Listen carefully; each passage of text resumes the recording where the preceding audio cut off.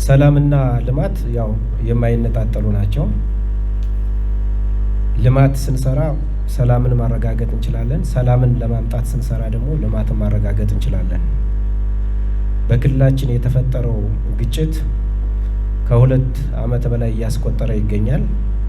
አንዳንዶቹ በህዝቡ ተሳትፎ እና ትብብር፣ በአመራሩ ተሳትፎና ቅንጅት ከጊዜ ወደ ጊዜ የጸጥታ ሁኔታው እየተሻለ እየመጣ ነው።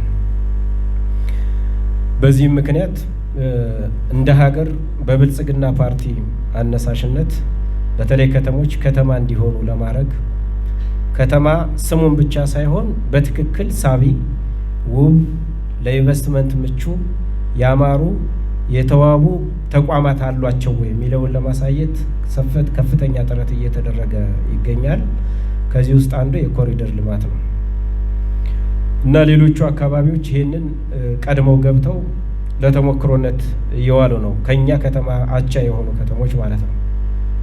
እኛ ደግሞ ከግጭቱ ለመውጣት ከፍተኛ ትንቅንቅ እያደረግን ያለንበት ሁኔታ አለ። ከጊዜ ወደ ጊዜ መሻሻል ያለ ቢሆንም አሁንም ግን ከሌሎቹ አካባቢዎች አኳያ ስናየው እንደ ዞናችንም እንደ ከተማ አስተዳደርም ሙሉ በሙሉ የጸጥታ ሁኔታው ወደ ነበረበት ተመልሷል ማለት አይቻልም። የኮሪደር ልማት ዛሬ ላይ ብቻ ሰፈሮችን እየጠረጉ ቀለም እየቀቡ የምንሰራው አይደለም። ወደፊት ከተሞች የት ይደርሳሉ? ወደፊት የሚመጣውን የከተማ ፍላጎት የሚሸከሙ ናቸው ወይ? ወደፊት ያለውን ትውልድ የሚሸከሙ ናቸው ወይ? ኢንቨስትመንትን የሚስቡ ናቸው ወይ? ይህንን ሊሸከም የሚችል ተቋም ገንብተናል ወይ የሚለውን የሚመልሱ ናቸው። ስለዚህ የነገዋን ፍኖተ ሰላም የመሰረት ድንጋይ የምንጥልበት፣ ነገ ፍኖተ ሰላም ምን ትመስላለች የሚለውን የምናሳይበት፣ በትክክል ይህቺ ከተማ ለኢንቨስትመንት ተመራጭ የምናደርገው በምን አግባብ ነው የሚለውን የምንመልስበት ነው ማለት ነው። ይህንን ተስተካካይ አድርገን መሄድ ካልቻል ጊዜ እየባከነ በሄደ ቁጥር ከተስተካካይነት እየወጣን እንሄዳለን ማለት ነው። ስለዚህ በእያንዳንዱ ቀን በእያንዳንዱ ሳምንት ከልማት ጎን ለጎን ሰላም ምን እያመጣ ነው፣ የሰላም ሁኔታ የኛ ድርሻችንን ምን እየሰራን ነው፣ አሁንም 2015 ክረምት ላይ ነን፣ 2016 ላይ ነን፣ 2017 ላይ ነን የሚለውን በተለያየ መድረክ ስላነሳን ይሄን ማንሳት አልፈልግም። ግን ምን ለውጥ አመጣን በዚህ ረገድ የሚለውን ሁላችንም ራሳችን እንድንጠይቅ ነው የምፈልገው ማለት ነው በዚህ መድረክ። ስለዚህ ይህ ከተማ ትልቅ አቅም ያለው ከተማ ነው።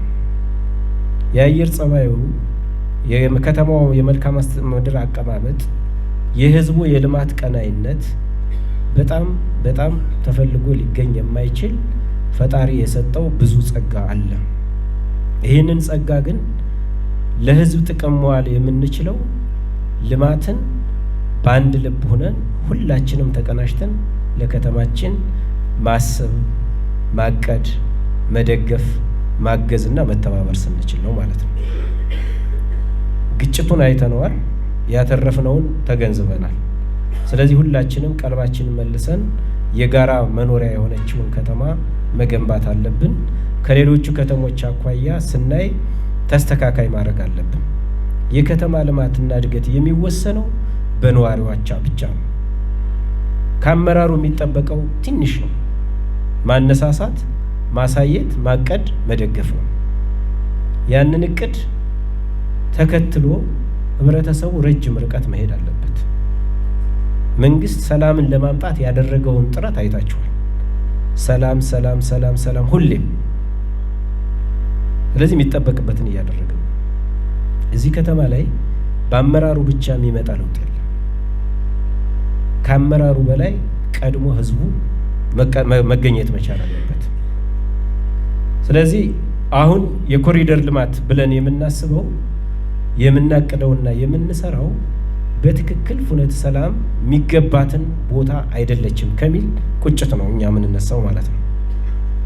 ስለዚህ በዚህ ውስጥ እናንተም ይሄንን ሀሳብ መውሰድ አለባችሁ።